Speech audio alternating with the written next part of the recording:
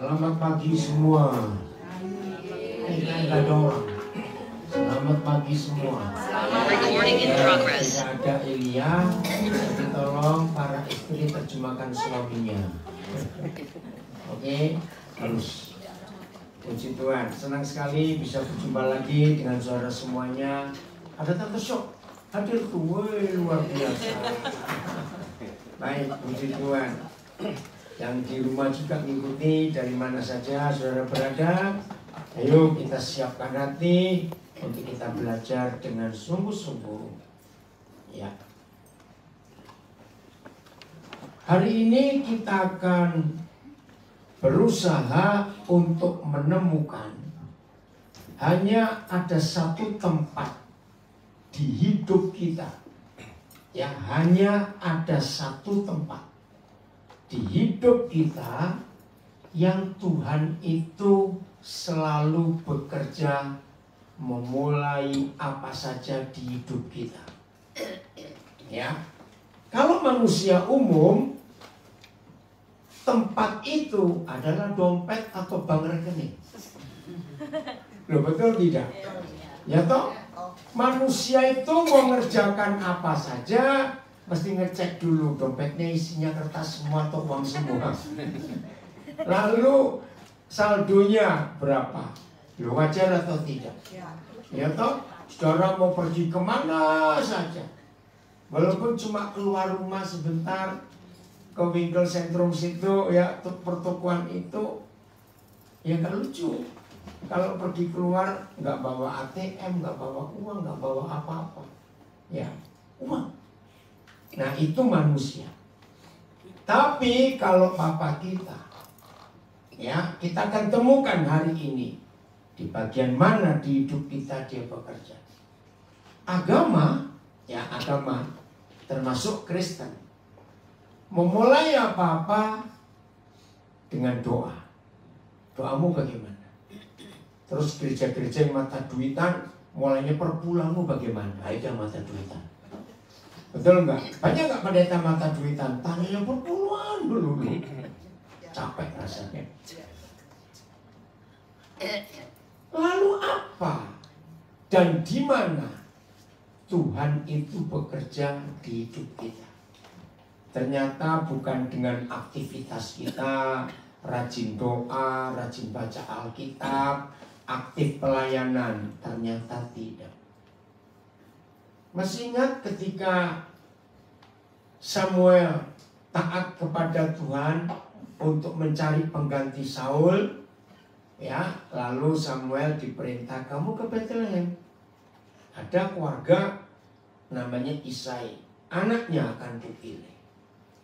Nah, ketika sampai, wow, 3 kakak Daud yang nomor 1, nomor 2, nomor 3 dipamerkan oleh Bapak Isai. Gagah, maco, istilah begitu ya. Samuel ngomong cocok ini jadi raja. Pasti rakyat tunduk semua. Masih ingat Tuhan ngomong apa? Sam, aku nggak ngelihat yang dilihat orang. Aku nggak ngelihat yang di luar. Aku melihat yang di dalam, pribadi. Nah, saudara, dari firman ini, hari ini kita menemukan jawaban. Ternyata satu-satunya tempat Tuhan bekerja di hidup kita itu di hati kita. Hati kita itu satu-satunya tempat yang paling rahasia. Rahasia. Saya tanya, suami istri menikah 40 tahun, 50 tahun. Bisa nggak 2 orang ini saling tahu isi hatinya masing-masing? Enggak bisa. Serius. Hati itu paling rahasia. Enggak ada orang tahu. Perut itu nggak bisa bohong. Kalau hati bisa bohong. Ngerti maksudnya? Saudara, biasanya orang Jawa biasanya, maaf. Lagi lapar ini. ketemu teman di jalan, ayo makan yuk. Enggak usah, aku kenyang kok. Orang Jawa kan begitu, mah. Belum 5 menit. Kenapa? Nanti. Nah, dengerin. Belum 5 menit, perutnya bunyi. Loh, katanya kenyang. Karena sungkan, enggak masuk angin. Itu jawabannya. Jadi semua bagian hidup kita itu bisa dibaca orang. Orang bisa baca mata orang nggak? Mata maling kelihatan nggak? Bagus banget, betul. Tahu mata maling, betul. Nah, bisa tahu. Orang bisa baca body language, tahu ya? Bahasa tubuh ini orang hati-hati. Sudahlah. Semua bagian hidup kita itu bisa dibaca dan diketahui orang. Selain hati, sangat rahasia. Hati manusia yang tahu cuma orangnya dengan Tuhan. Nggak ada orang yang tahu. Ini luar biasa. Maka itu Tuhan yang sangat tahu isi hati kita. Dia paling benci orang munafik, orang pura-pura. Masih ingat ya? Dia paling gak suka. Jangan lagi Tuhan, kita juga suka kalau ada orang pura-pura. Betul? Nah, jengkel bukan lihat orang yang pura-pura. Jengkel banget. Oke. Manis-manis, buntutnya mau ngutang. Aduh, jangan marah. Ini itu orang pura-pura. Bisa saja. Tapi Tuhan yang Maha Tahu nggak bisa dibohongi. Ini persahabatan yang penuh kepalsuan. Itu gak umur panjang. Ya, betul. Betul ya? Betul. Persahabatan yang penuh kepalsuan, penuh pura-pura, gak umur panjang. Betul. Ayo kita cek, kita periksa hidup kita. Nah, kenapa di dunia tidak ada hakim yang adil? Karena gak bisa baca hati orang. Kalau hakim di dunia itu diberi kuasa oleh Tuhan untuk bisa membaca hati orang, maka semua pengadilan di dunia cuma sekali lalu selesai. Karena saya tahu siapa penjahatnya. Betul ya? Maka itu di pengadilan wajib diperlukan saksi. Karena hakimnya nggak bisa memutuskan apa-apa, jaksanya juga kalau nggak ada saksi. Saudara, ini yang luar biasa. Ayo, siapa orang Indonesia yang berapa minggu terakhir mengikuti kasus kopi cyanida itu? Hebatnya Tuhan kita. Nah itulah, ada yang goda-goda. Tapi terlalu banyak nonton drama Korea. Wah, luar biasa, sudah jalan 7 tahun. Bisa terbuka lagi. Itu hebatnya Tuhan kita. Saudara, maka itu dengan Tuhan kita nggak bisa main-main. Ya, dengan Tuhan ini kok nggak terjemahkan ya para istri ini? Ada bisa tolong terjemahkan ya?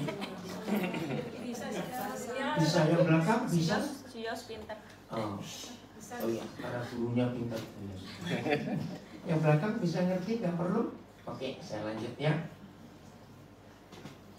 Maka itu Tuhan benci orang munafik, orang pura-pura. Tuhan benci. Aduh, kalau saya mau cerita saudara, banyak orang yang awal-awal waktu kenal saya, sudah hebat sekali. Nah, kalau orang itu ada kepalsuan, nggak lama pasti kebongkar. Ya, motivasinya mengenal kita itu apa pasti kebongkar. Nah, Maka itu hari ini saudara dan saya harus terus menjaga hati ini. Karena Tuhan gak bisa dibohongi. Kita baca Mazmur 73 ayat 1. Mazmur 73 ayat 1.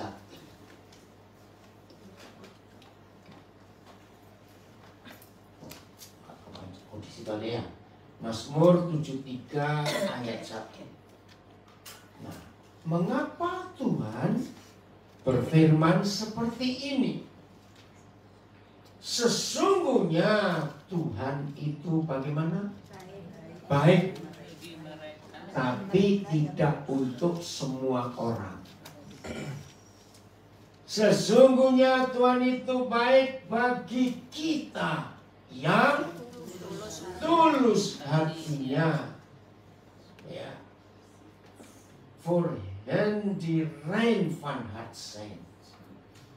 Bagi kita yang bersih hati. Dalam bahasa Belanda hanya pakai satu kata rein, artinya murni.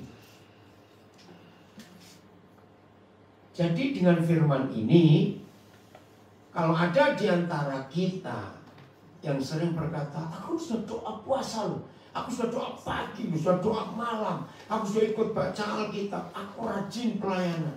Kenapa? Kok Tuhan sepertinya pilih kasih dengan aku? Pernah dengar ada orang ngomong seperti itu? Ya mungkin kita juga cuma lupa. Maaf. Nah, hari ini kita tahu penyebabnya. Memang Tuhan baik, nggak ada seorang pun meragukan kebaikan Tuhan. Betul ya? Ternyata Tuhan nggak bisa baik kepada semua orang yang kelihatan aktif ke gereja dan aktif melayani, tapi hatinya busuk. Tuhan nggak bisa. Maka itu dari awal tadi saya katakan bahwa inilah satu-satunya tempat Tuhan bekerja di hidup kita. Di mana? Wah, salah. Hati yang bersih. Itu hati susu, nggak semuanya betul nggak bersih. Jadi saya ulangi lagi. Jadi di mana Tuhan satu-satunya tempat Tuhan bisa bekerja di hidup kita? Hati yang bersih, nggak ada kepura-puraan. Pasti Tuhan bekerja. Ternyata saudara,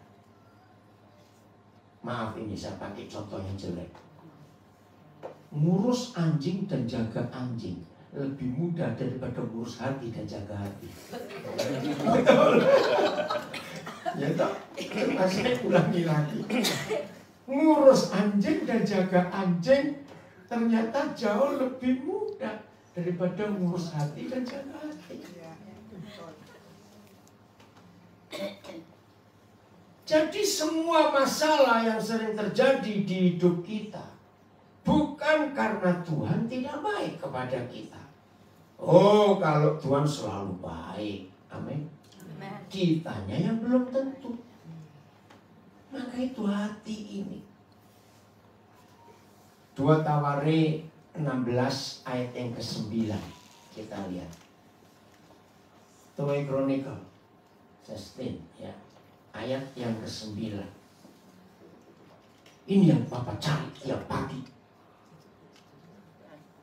Ya. Karena bagaimana?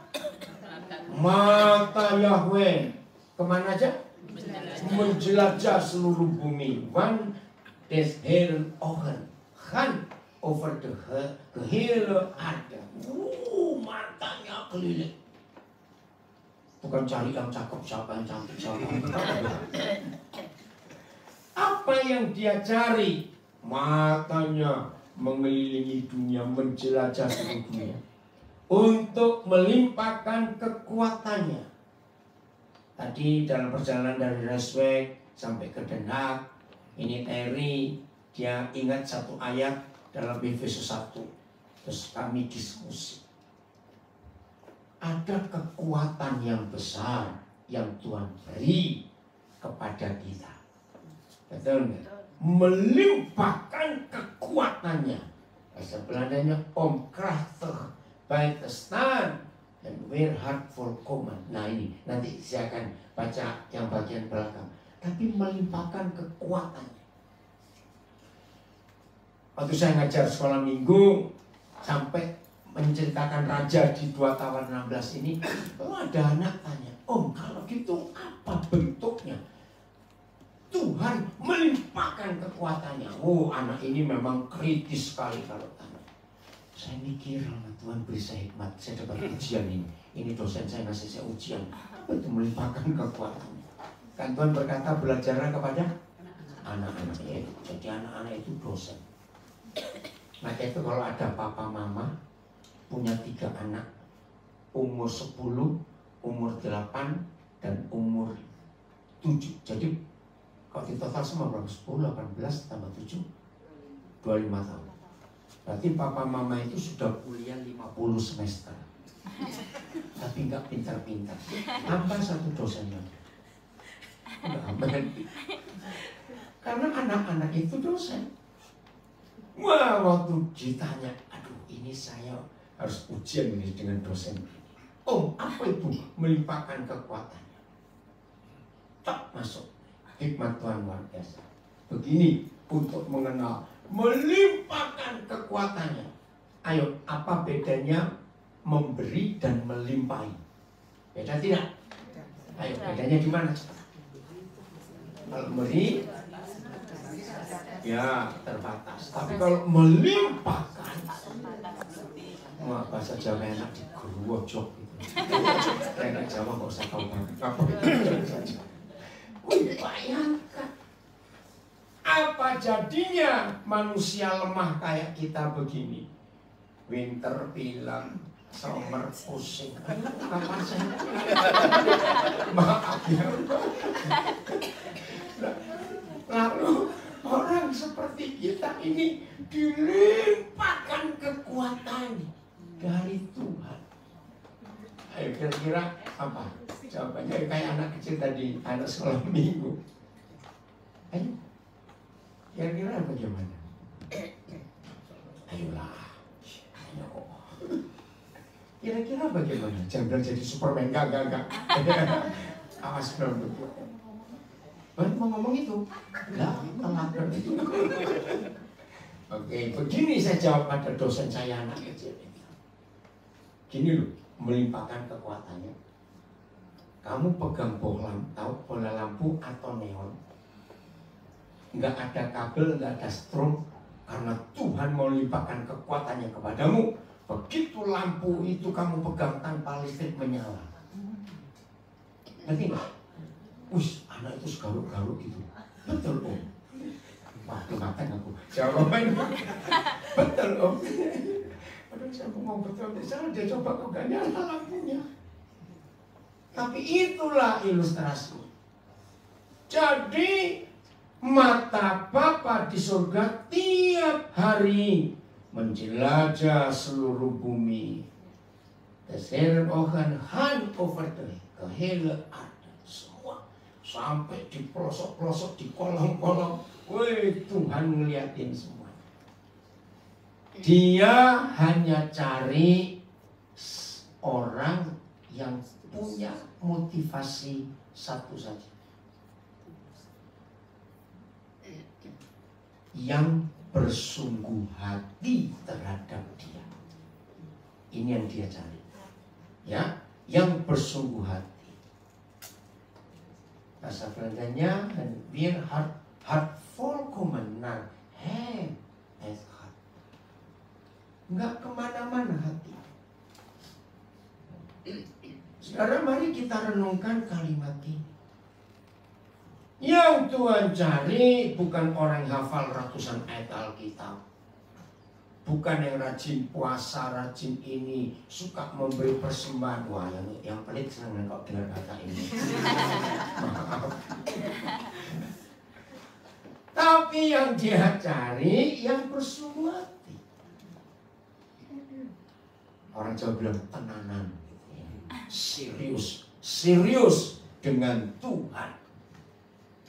Wih, luar biasa itu. Oh ya, saya lupa nanya di Zoom, Instagram, Facebook, suara saya jelas nggak? Kalau tidak, biar agak maju mejanya. Nah, sekali lagi saya tanya,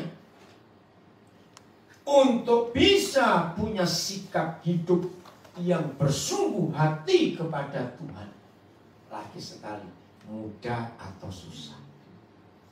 Jawab dong. Susah.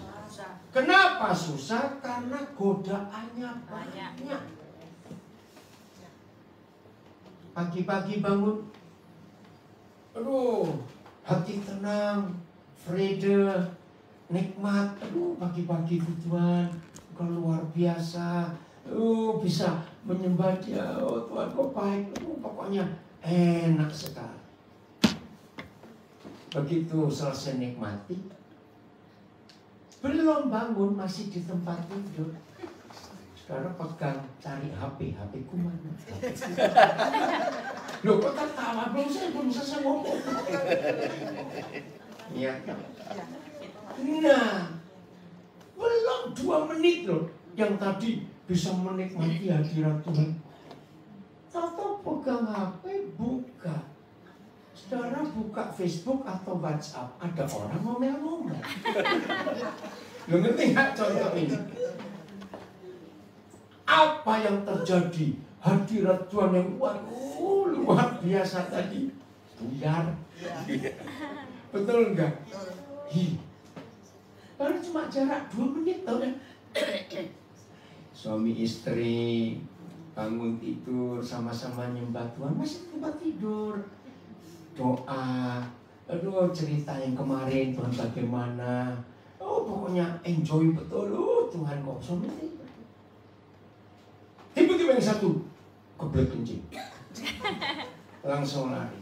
Yang satu masih tempat tidur. Ternyata mana toilet papirnya ini kok gak ada? Loh, saya tanya, bisa gak itu terjadi? Baru belum 2 menit. Sering Pak. Aduh, jangan dong. Nanti sering gak bisa toilet papir itu. Oh ya bang.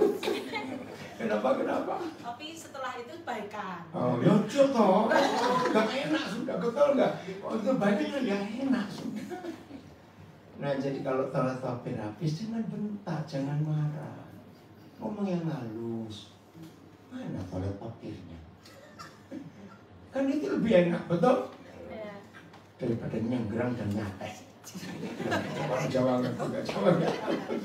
Nyenggerang terus. Saudara, maka itu godaan untuk bersungguh hati kepada Tuhan itu ternyata banyak sekali. Kenapa banyak? Memang si kunyuk, si setan itu loh nggak suka. Lo kok ketawa kenapa? Oh ya kalau saya kalau manggil setan supaya sopan dikit, kunyuk lu. Nggak tahu, nggak usah tahu. Jadi si kunyuk itu selalu cari untuk mengotori hati kita.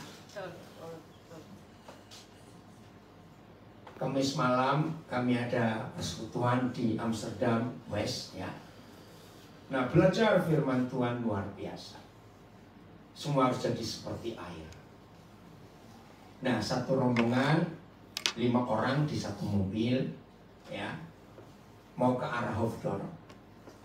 Wah, di situ ada kesaksian yang luar biasa. Pas mau belok kiri ya, tiba-tiba dipotong mobil buas gitu.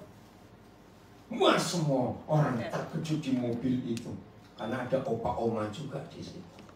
Begitu opa oma ini kaget. Kata yang bawa mobil sudah dengar firman juga. Jaga hati ya, jaga hati. Hebat juga mereka praktek firman Tuhan itu. Nah, kalau saudara dan saya sudah kenal setan itu suka cari gara-gara. Harusnya kita bagaimana kalau mereka cari gara-gara? Biarin aja. Biarin aja. Apalagi yang lain? Cuekin. Apalagi? Ada satu sikap yang penting kita lakukan. Jaga hati. Ya jaga hati apa caranya ya jaga hati lagi. Gimana cara jaga hati? Gampang kok. Oke, saya beritahu kelamaan nanti. Senyum. Ya, senyum saja. Nggak usah tertawa. Saudara, percayalah. Kalau setan cari gara-gara dan kita tidak mempan dengan dipanas-panasi dan tetap senyum, percayalah, setan langsung pusing, sakit perut, loncat-loncat. Karena nggak berhasil. Jadi nggak usah tertim dalam nama Yesus, nggak usah. Senyum saja. Lo serius, coba. Nanti ya. Mikir. Coba. Nggak usah mikir, coba saja. Senyum. Saya sering ngajar gini. Sering-sering lah bikin setan jengkel. Oh enggak, amin. Kan sudah bertahun-tahun mereka bikin kita jengkel. Males dong sekarang. Bikin mereka jengkel. Setuju? Buat mereka gerget-gerget terhadap kita. Caranya tadi senyum. Sudah senyum saja. Senyum terus. Loh, lainnya senyum terus. Coba jawab tadi itu. Senyum terus. Enggak bisa lain lah. Jawabnya di mana? Oh beda kalau senyum terus. Kakek gue tuh kalau dia Gawat itu. Oke ya. Pokoknya kalau mereka cari gara-gara senyum saja. Berarti kita menolak apa yang mereka buat. Kalau saudara menerima, berarti saudara buat langsung darah naik. Jangan begitu. Jadi setuju? Sekali-kali buat setan gergetan. Setuju ya? Buat setan jengkel lihat kita. Buat itu. Aku usah senang kalau lihat setan jengkel. Dulu setan garai lagi, ayo kamu apa? Seru, betul-betul seru. Bisa atau enggak? Bisa. Sangat bisa. Nah, jadi kesungguhan hati kita terhadap Tuhan. Saya ulangi, kesungguhan hati kita terhadap Tuhan itu yang diincar oleh setan.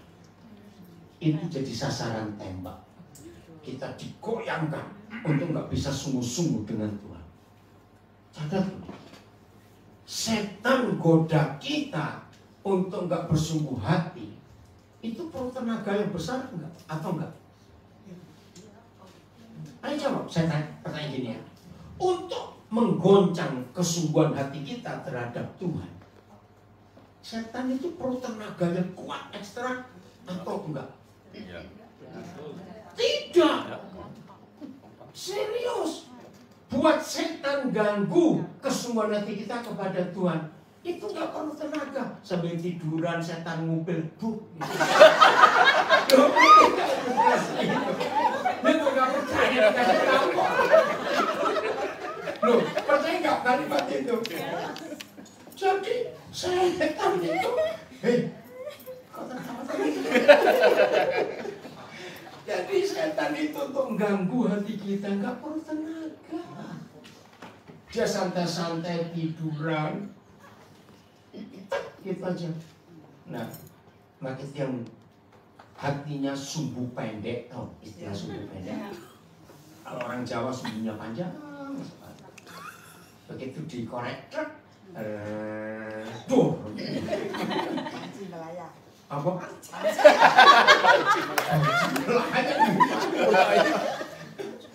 Tapi yang sumbu pendek baru krek, duh, begitu. Nah, hati-hati gitu. Sama sumbu pendek sama sumbu panjang. Saudara sambil guyon begini ya, tapi ini masalah fatal di hidup kita. Betul tidak? Banyak sekali hubungan kita dengan Bapa di surga dirusak. Coba jawab pertanyaan saya kembali, tapi bentuknya lain. Jadi ketika setan merusak hubungan kita yang begitu manis, begitu indah dengan Bapa di surga, dengan Tuhan Yesus, dengan Roh Kudus, untuk merusak hubungan itu, setan nggak perlu tenaga. Setan nggak perlu kirim hal-hal besar. Bom, meletus, tembok rumah runtuh. Enggak. Hal-hal kecil. Betul? Maka itu saya ngomong ini ya. Kalau ada suami istri hobinya rajin bertengkar. Enggak enak bener. Loh, tapi ada enggak saya tanya? Ini enggak ada. Oh, berarti enggak menikah ya, enggak ada. Loh, betul enggak? Enggak ada berarti janda atau bukan. Ayo, betul tidak? Kalian ini. Jadi suami istri pun selalu digoda oleh si kunyit ini untuk ribut saja. Nah, maka itu saya tanya, biasanya kenapa Yuriko? Oh, sebentar. Enteng, Pak. Enggak. Bahkan ada suami istri kayak Tom and Jerry. Ada enggak? Ya bari kejar-kejaran, aduh nggak capek. Oke. Nah coba kita lihat. Biasanya hal kecil atau hal besar yang buat suami istri bisa terus makan gitu. Hal kecil, kayak kancing, handal, betul nggak? Ayo, hal kecil. Nutup pintu, matiin lampu, halo sudah. Nah harusnya kalau kita sudah tahu setan itu suka menggoda kita, saya pakai kalimat ini. Jangan mau jadi kelantennya setan, goblok. Ngerti nggak? Ya, yang nggak tahu kelanten itu langganan gitu. Loh, catat. Begitu setan hafal kelemahan kita yang suka tersinggung tadi, maka orang itu akan diincar terus oleh setan dan jadi langganan. Sampai betul-betul gak enak itu betul-betul. Nah, kira-kira banyak atau sedikit orang jadi langganannya setan? Banyak. Gobloknya gak habis-habis. Banyak terus gimana? Kapan mau berubah? Enggak pinter-pinter ini. Saudara harus berubah mulai hari ini hidup kita, amin. Karena Tuhan ingin selalu mencari kesungguhan hati kita terhadap Dia. Tapi lihat raja ini. Dalam hal ini engkau telah berlaku bodoh. Kenapa bodoh? Karena nggak mau jaga hati. Oleh sebab itu mulai sekarang engkau akan mengalami peperangan. Aduh, gak enak sekali. Hij het hierin dwars gehandeld. Jadi melawan lagi, gak mau. Oh, gak enak sekali ya Orlog. Terus perang, gak habis-habis. Nah, ini jawaban. Kalau terus di hati kita diganggu, digoyang, dibuat macam-macam, berarti orang itu hatinya enggak sungguh-sungguh kepada Tuhan. Dan itu jadi langganan setan. Bagaimana supaya kita bisa sungguh-sungguh hati kepada Dia? Saudara pernah dengar kata fokus? Ya. Oke. Saya nggak tahu saran tadi ya. Kita masuk mohon pada mau wirnya, mataharinya, walaupun nggak terik. Sinar matahari bisa nggak melelehkan baja? Bisa. Nggak bisa. Kalau tidak difokuskan. Betul? Pakai apa alat itu ya? Bukannya pakai alat itu, betul? Nah, sinar matahari yang normal begitu nggak bisa melelehkan baja. Tapi kalau difokuskan, disempitkan, baja aja leleh. Nah, ini cara supaya saudara dan saya tetap bisa bersungguh hati kepada Tuhan. Kita buka Ibrani 12 ayat yang kedua. Ibrani 12 ayat 2. Jadi gampang, gak susah. Bukan doa, bukan.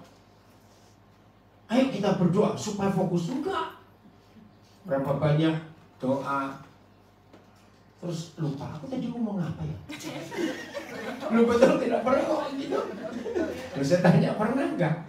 Berarti nggak fokus. Iya. Maka itu apa-apa jawabannya bukan doa.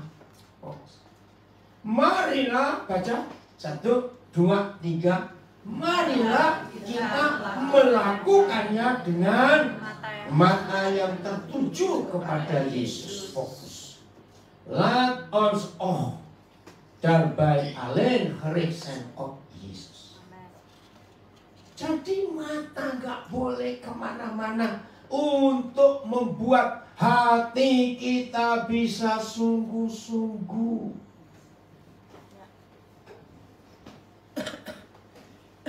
Ini yang kita perlu pelajari dalam hidup kita. Fokus. Sama seperti awal tadi. Hidup ini banyak godaan gak? Banyak gangguan gak? Banyak. Nah, supaya gak terganggu, fokus. Hanya kepada Yesus, tidak kemana-mana dalam hidup ini. Fokus. Maka itu kalau kita bisa hidup seperti ini luar biasa. Saya cuma cerita ya, supaya saudara bisa bayangkan. Kalau saya nggak fokus, nggak mungkin seperti ini. Tanggal 8 pagi Oktober hari Minggu, saya landing di Schiphol dari Jakarta. Landingnya jam 7.15. Nah jam 10 saya langsung ada pelayanan di Rotterdam. Jam 2 di Capella. Normal landing gak ada apa-apa. Loh, ini 1,5 jam dalam pesawat. Pesawatnya gak parkir. Kok lama sekali? Ada apa ini? Nah, ternyata Sabtu kan Hamas menyerang Israel. Belanda kan dapat ancaman. Nah, rupanya semua pesawat yang dari Timur Tengah itu periksanya lama. Yang lain jadi ikut antri. Waduh, ini jam berapa ini nanti? Waktu itu saya janji mau jemput Tante Syok. Sampai nggak jadi. Karena nggak mungkin. Nah sudah keluar 2 jam itu sudah jam 9 lewat. Yang jemput saya juga nggak bisa masuk Schiphol karena antri panjang sekali. Waduh. Akhirnya puji Tuhan walaupun telat sampai Rotterdam. Ya udah, saya bisa tetap khotbah. Terus jam 2 ke Capella. Ya minggu sore baru saya istirahat. Hari Sabtu tanggal 14 saya terbang ke München. Nah ini cuma cerita. Setelah khotbah pagi 15 sore saya balik ke Jakarta. Kenapa? Ada pelayanan yang berubah. Saya harus ke pedalaman Kalimantan Utara. Ya, kampung itu merayakan 91 tahun Injil masuk. Nah cucunya yang bawa Injil pertama itu datang khusus dari Amerika bersama keluarganya. Nah jadi saya punya hati untuk kampung itu, suku Dayak Lundaye namanya, kampung Krayan. Harus naik pesawat kecil dari Tarakan. Udah saya juga harus jadi penerjemah untuk mereka. Wah acaranya luar biasa. Hari Jumat pagi jadi Senin nyampe, langsung ke Balikpapan, nginep dulu. Selasa pagi ke Tarakan, turun pesawat besar, pindah pesawat kecil, masuk ke kampung. Selasa, Rabu, Kamis. Jumat pagi saya balik ke Tarakan, langsung ke Jakarta. Sabtu pagi saya balik ke Schiphol lagi. Bisa bayangkan itu. Oke ya. Tiba tanggal berapa? 21 hari Sabtu. Terus saya sibuk pelayanan ini. Hari Rabu nanti tanggal 1 saya balik ke Jakarta. Tiba tanggal 2, tanggal 3 saya ke Surabaya dulu bersama istri untuk pelayanan. Lalu tanggal 3 malam pulang ke Papua. Mutar lagi di sana. Tanggal 14 saya ke Sumatera Utara, keliling Kisaran, Brastagi, Kabanjai, Kota Cane, Medan. Aduh saya nggak tahu kampung mana lagi. Nanti tanggal 29 November saya balik lagi ke Belanda. Karena Natal Sion tanggal 2. Tanggal 3 Desember pagi ketemu lagi di New Wine sini bersama. Saudara mendengar ini kira-kira melihat saya kayak apa? Ayo jawab. Tapi saudara saya capek enggak? Ya sudah. Karena konsep ini, kalau kita bersungguh hati terhadap dia itu melimpahkan kekuatannya. Ini cuma ngomong saja, jangan mikir macam-macam.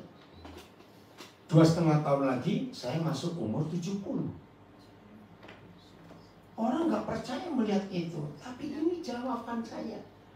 Sudahlah, tenanan dengan Tuhan itu segala-galanya. Bersungguh hati terhadap dia itu segala-galanya. Karena begitu Papa menemukan kita bersungguh hati, langsung kekuatannya dilimpahkan. Fokus. Dalam perjalanan hidup saya, tadi saya cuma cerita, ada saja yang jelekan saya, ngomongin macam-macam. Saya cuma jaga hati, saya nggak mau terpengaruh. Kalau yang diomongin orang itu betul saya lakukan, saya bertobat. Berarti itu berkat buat saya disadarkan. Tapi kalau apa yang orang sampaikan itu tidak saya lakukan, saya nggak mau terima. Pendapat itu saya yang ngotori hati. Betul nggak? Orang yang nggak suka kita, kalau ngomongin kita itu nggak perlu panjang-panjang. Betul nggak? Dikit aja. Nah, bodohnya kita kalau kita terpengaruh dengan kata-kata itu. Nah, itu kita nggak fokus. Maka itu fokus kita tetap harus kepada Yesus, bukan ke uang. Jangan nyoba ya, lagi nyetir mobil mikir uang, nabrak kamu nanti. Loh, betul tidak? Kalau nyetir mobil ya fokus dong. Betul? Ke depan, saya selalu lihat yang spion kecil itu. Nah, ini fokus supaya kita punya kekuatan yang luar biasa, sehingga kita nggak gampang terpengaruh. Oke? 2 Tawari 20 ayat 12. 2 Tawari 20 ayat 12. Ini contoh orang yang fokus kepada Tuhan. 2 Tawari 20 ayat 12.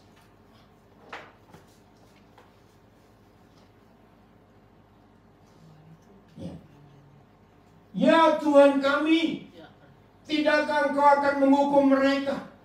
Karena kami tidak mempunyai kekuatan untuk menghadapi laskar yang besar ini yang datang menyerang kami. Masalah besar gak ini?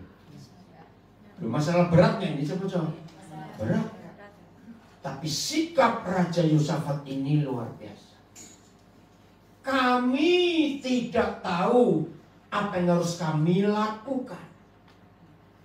What we do mutan, and where we need, ya what we do mutan. Jadi nggak tahu nih mesti apa. Mar, ini kata luar biasa. Mar, of you send on seorang ke wisdom. Kami nggak tahu mau buat apa. Coba renungkan. Pernah nggak saudara mengalami sesuatu peristiwa sampai nggak tahu mau ngapain ini? Betul? Sudah panik, sudah bingung, nggak tahu. Tapi hari ini kita belajar supaya kesungguhan hati kita terhadap Tuhan tidak buyar kemana-mana. Baca sama-sama bahasa Indonesia kalimat terakhir. Tapi 1, 2, 3. Tetapi mata kami tertuju kepada. Ya sudah. Maka kalau mata kita mar of you send on seorang. Kau vestik. Apa baca gimana? Kau ke festa. Ya. Kuat, enggak goyah. Saudara perhatikan. Nah, dengan sikap yang fokus seperti ini, catat, setan yang jengkel luar biasa. Karena perhatian kita nggak dialihkan ke mereka, tapi perhatian kita tetap kepada Yesus. Jadi ingat ya, setan itu suka mancing supaya kita meleng sedikit, lengah sedikit. Ini harus kita jaga baik-baik dalam hidup kita, supaya setan tidak mengganggu hidup ini dan hati kita tetap teguh hanya kepada Tuhan, sungguh-sungguh kepada Tuhan. Gampang atau susah untuk fokus kepada Tuhan? Jawabnya saya gampang atau susah? Gampang kok susah? Ya kalau saudara berkata susah, terserah udah mau apa? Bisa diajari kayak begini, masih belum susah lah. Gampang, betul? Kalau nggak gampang, beli kacamata kuda. Supaya melihatnya nggak kiri kanan, ke depan. Gampang, saudara, untuk kita fokus kepada Tuhan. Oh, susah lagi. Ada yang jawab? Gampang-gampang susah. Nggak bisa. Awas, saya jawab. Gampang, saudara. Jadilah seperti anak kecil. Anak kecil oleh mamanya tenang, saudara. Betul enggak? Oleh papanya tenang. Itu anak kecil seperti itu. Jadi fokus kita tidak boleh kemana-mana. Harus kepada Yesus saja. Ayat yang terakhir. Inilah kekuatan yang Tuhan sediakan, yang Tuhan jamin, yang Tuhan berikan kepada kita. Dia akan melimpahkan kekuatannya kepada kita. Enggak ada yang Saudara tahu nggak? Kalau Tuhan melimpahkan kekuatannya kepada kita, itu lebih daripada 10 juta euro. Loh, betul tidak? Lebih daripada itu. Punya uang 10 juta euro, hidup lemes. Apa gunanya uang sebanyak itu? Maka itu, ayo kita tetap semangat. Ya, Filipi 4. Ini janjinya, ayat 4. Oh, gampang sekali. Terus lakukan firman ini dalam hidup kita. Filipi 4 ayat 4. Surah apa? Nah, ini bersukacitalah. Berapa kali? Senantiasa. Bisa tahu saya senantiasa berapa kali itu saya tanya. Terus menerus dalam Tuhan, bukan dalam banyak duit. Karena orang banyak duit bisa bersukacita enggak? Bisa, tentu aja bisa. Nah, masalahnya betul kalau punya duit bisa bersukacita? Awas. Kalau saudara nggak punya duit, nggak bersukacita, berarti sukacita saudara bukan karena Tuhan, karena duit. Ya, bertobat penting. Mengapa bersukacita itu penting? Salah satu bentuk orang yang bersungguh hati kepada Tuhan pasti bersukacita enggak? Ya udah. Orang yang hatinya sungguh-sungguh dengan Tuhan akan sukacita terus, gembira terus. Dimaki orang, diomelin orang, difitnah orang, sukacita. Enggak punya duit tetap sukacita. Jangan kebalik loh. Uang banyak, ya wajar dibuat murung supaya nggak dimintain. Awas kamu. Nggak punya uang, lebih murung lagi. Apa hidup itu? Ngerti contoh ini?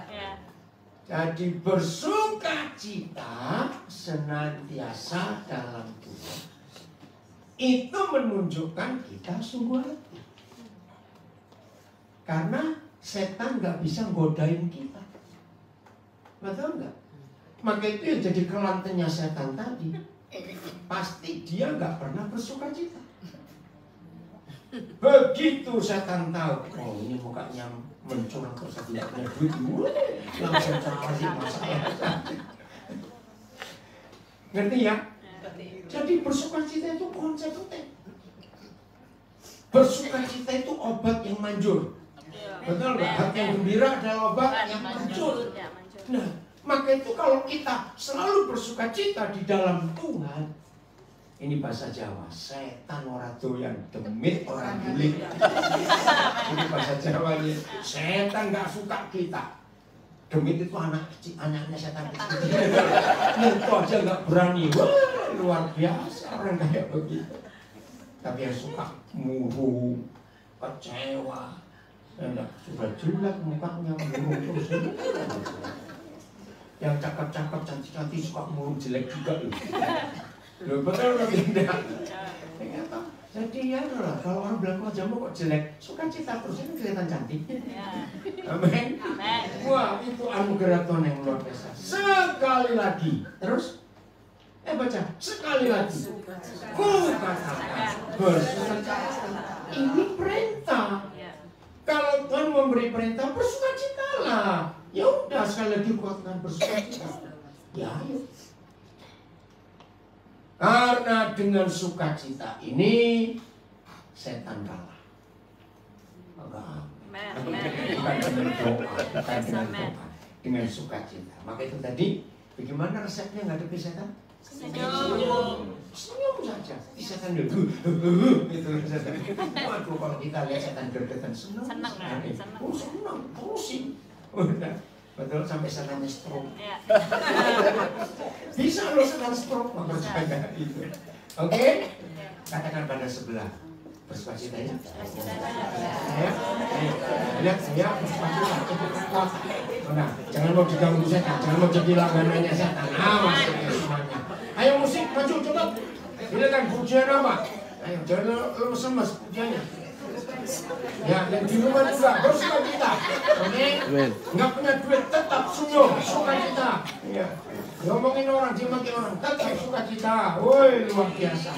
Maka kalau kesungguhan hati kita nyata di hadapan Tuhan, kita dapat kekuatan, dilimpahkan kekuatan Tuhan yang luar biasa.